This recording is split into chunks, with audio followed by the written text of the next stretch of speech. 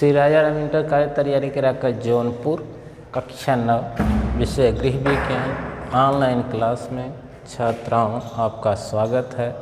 पढ़ाएंगे आज आपको गृहिणी के गुण का उल्लेख कीजिए। प्रश्न होगा आदर्श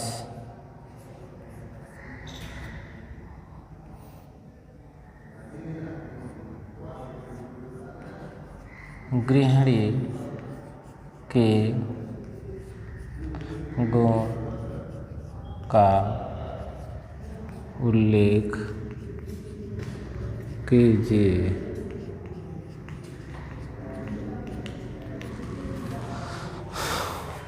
आदर्श गृहिणी के निम्नलिखित गुण होते हैं। नंबर 1, बुद्धिमान।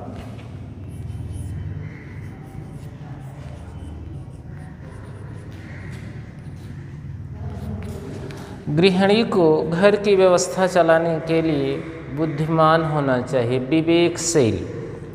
विवेकशील गृहिणी ही घर को सुव्यवस्थित ढंग से चला सकती है। घर को कैसे सिस्टमेटिक ढंग से चलाया जाएगा उसको ज्ञान होना चाहिए। जब उसको ज्ञान होगा घर को सिस्टमेटिक ढंग से व्यवस्थित ढंग से चलाने के लिए, तभी घर की कार्यकुशलता, घर की सुव्यवस्था गृहिणी की कार्यकुशलता पर निर्भर करती है। क्योंकि बुद्धिमान होना गृहिणी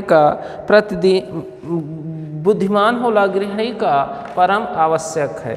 क्योंकि प्रतिदिन गृह में आने वाली अनेक समस्याओं का समाधान वह अपनी बुद्धिमत्ता से कर सकती है। गृहिणी को याददाश्त तेज होनी चाहिए ताकि वह विस्मृत के अवगुण से बच सके। क्योंकि परिवार में आए दिन किसी न किसी सदस्य को कुछ न कुछ आवश्यकताएं होती हैं, उनकी पूर्ति गृहिणी की कार्यकुशलता पर निर्भर करती है। यदि वह याददाश्त उसकी कमज़ोर है, ऐसी स्थिति में यदि वो भूल जाती है, जब वो भूल जाएगी तो परिवार के सदस्यों की आवश्यकता की पूर्ति नहीं होगी। ऐसी स्थिति में उनके मन में ठेस होगा, ऐसे उनके मन में क्लेश उत्पन्न होगा, जिससे परिवार की व्यवस्था पर उसका बुरा प्रभाव पड़ता है। तो गृहिणी का बुद्धिमान होना परम आवश्यक है। उत्साह।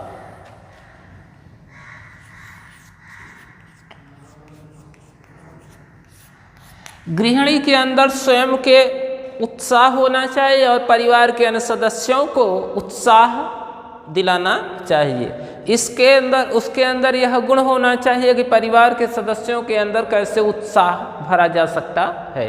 जब उत्साहपूर्ण बातें उसको करती है तो ऐसी स्थिति में परिवार के सदस्यों के अंदर जो उबन होती है वह ऑटोमेटिक समाप्त हो जाती है और कार्य के प्रति उत्साह की भावना से वह कार्य संपन्न करने लगते हैं। तो उस परिवार के सदस्यों में आपसी प्रेम बढ़ता है। तो उत्साहवर्धक बातों को करने का ढंग भी गृहिणी के अंदर होना चाहिए। अगली टॉपिक है कल्पनाशील।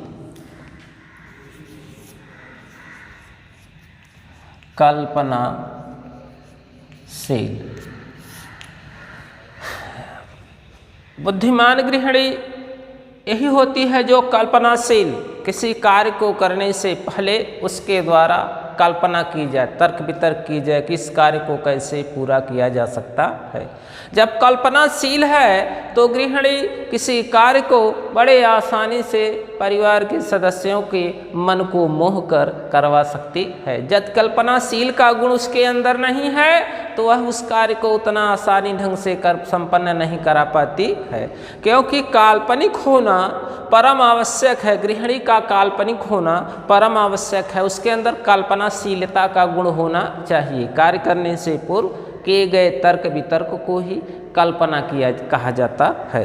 क्योंकि उसके अंदर काल्पनिक गुणों का होना, कल्पनाशीलता का होना, इस गुण से उपयोग करके अपने घर में साज सज्जा आकर्षक और रुचिकर बढ़ा सकती है। अपनी कल्पना का तरह तरह से उपयोग करके नई कलात्मक व अनूठी वस्तुओं को बना सकती है।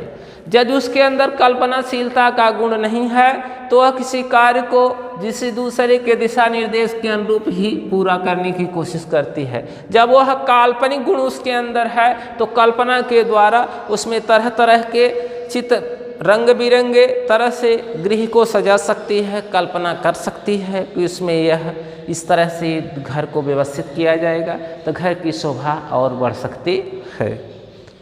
अगली टॉपिक है सहानुभूति युक्त एवं कोमल।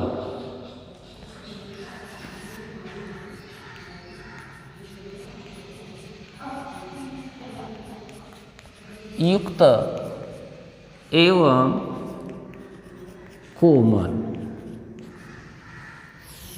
गृहिणी के अंदर सहानुभूतिपूर्ण व्यवहार एवं कोमल भावनाएं होनी चाहिए।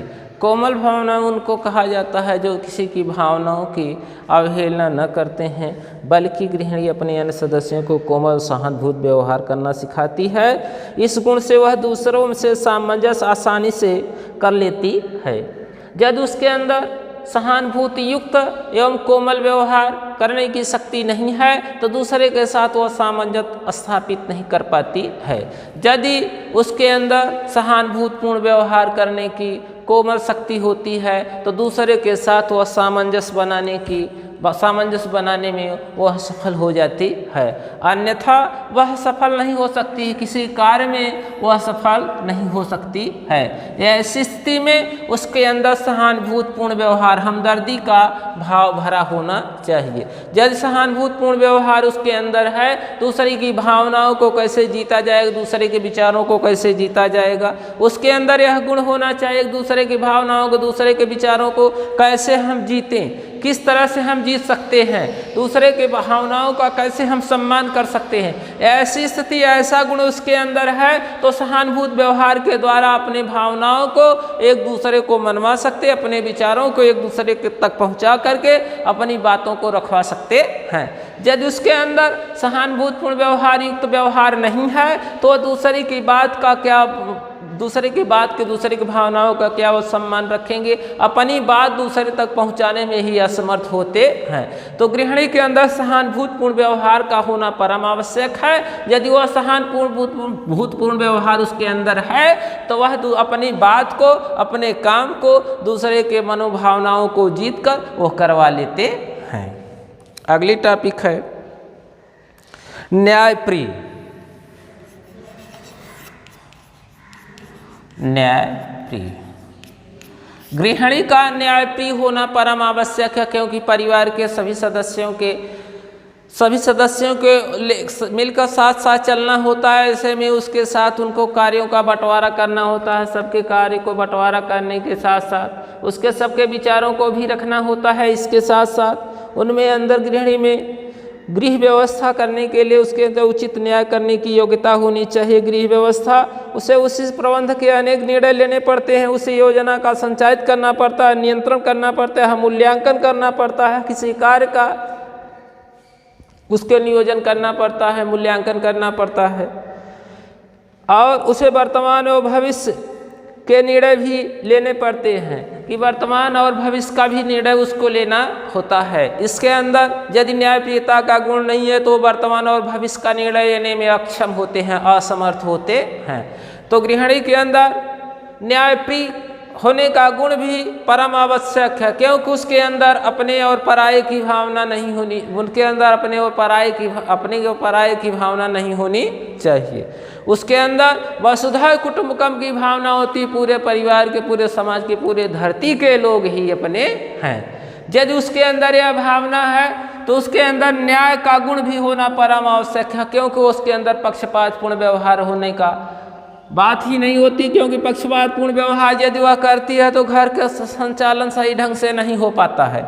ऐसी स्थिति में उसके अंदर न्यायपूर्ण व्यवहार होना चाहिए। न्यायपूर्ण व्यवहार होने से और भविष्य, वर्तमान और भविष्य का दोनों भार उसके ऊपर रहता है, क्योंकि उसे वर्तमान और भविष्य के निर्णय लेने में भी पड़ते हैं, क्योंकि वर्तमान में कौन सी परिस्थितियां आएंगी और भविष्य में कौन सी परिस्थितियां आ सकती हैं, यह इसको ध्यान में रखते हुए गृह का संचालन करना होता है। ऐसी स्थिति में उसको न्यायप्रिय होना परम आवश्यक है। स्वयं पर नियंत्रण। अगली टॉपिक है स्वयं पर नियंत्रण।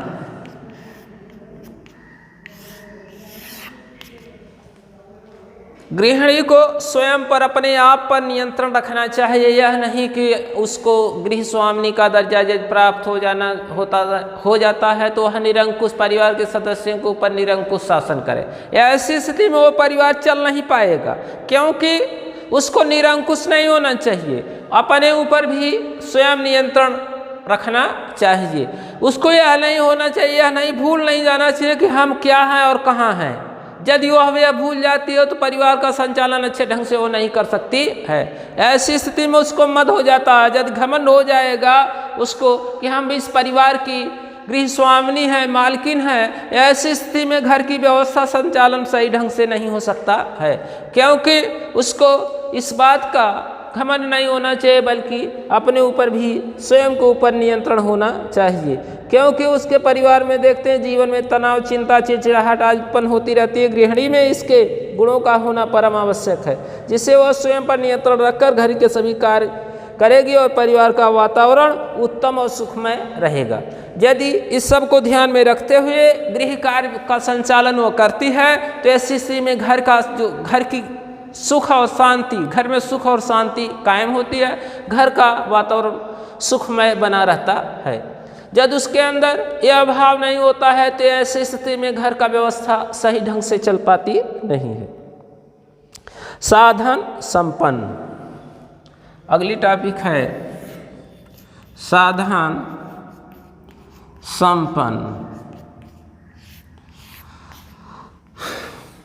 क्योंकि साधन संपन्न होना चाहिए। यदि परिवार गृह व्यवस्था चलाने के लिए परिवार की आय, व्यय प्लस बचत, जब इसमें ध्यान दिया जाता है कि परिवार की इनकम क्या है, परिवार का व्यय क्या है, परिवार की बचत क्या है, तो घर का संचालन या गृह का संचालन अच्छे ढंग से संपन्न होता है।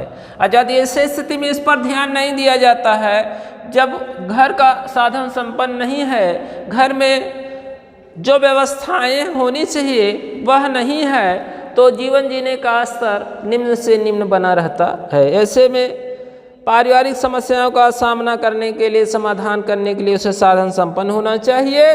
भविष्य के लिए कुछ धन बचा कर रखना चाहिए ताकि बीमारी व अचानक आए खर्चों का उस समय साधन का उपयोग कर सके। क्योंकि जब बचत आप नहीं किए रहते हैं, बीमारी या भविष्य में आने वाली समस्याओं का सामना आप आसानी से नहीं कर पाते हैं। यदि आप व्यवस्था किए रहते हैं, बचत किए रहते हैं, तो आने वाली समस्याओं का आप सामना आसानी से कर लेते हैं, आप साधन संपन्न माने जाते हैं।